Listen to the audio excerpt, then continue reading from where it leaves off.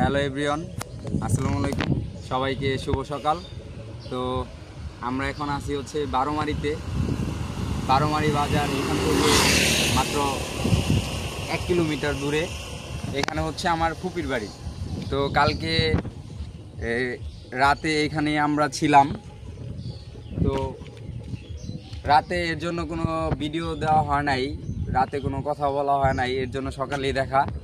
তো সকালে আমরা যাচ্ছি হচ্ছে গজনি, তারপর হচ্ছে মধুর টিলা, মায়াবী লেক। দেখি আজকে কি কি ভ্রমণ করা যায়, কি কি জায়গাগুলো দর্শন করা যায়। তো আমরা সর্বপ্রথম যাবো হচ্ছে নাকোগঞ্জ স্থলবন্দর। এটা হচ্ছে পলাশী